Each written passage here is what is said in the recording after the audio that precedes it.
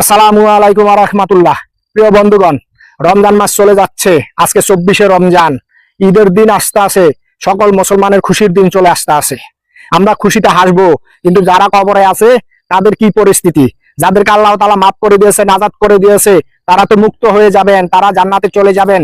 জান্নাতের নাজ নেয়ামত কবরে বসে তারা পাবেন। কিন্তু যাদেরকে আল্লাহ তাআলা মাফ করেন নাই, তাদের কান্না শুরু হয়ে গেছে। তারা আমাদের দিকে চেয়ে আছে।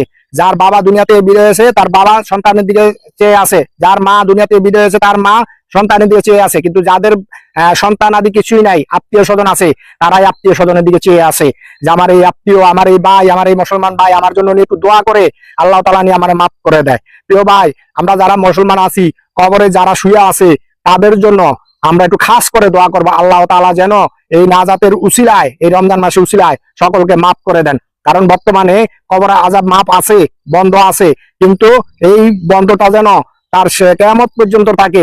আমরা আল্লাহ তাআলার কাছে সেই দোয়াটাই করব সবাই মিলে।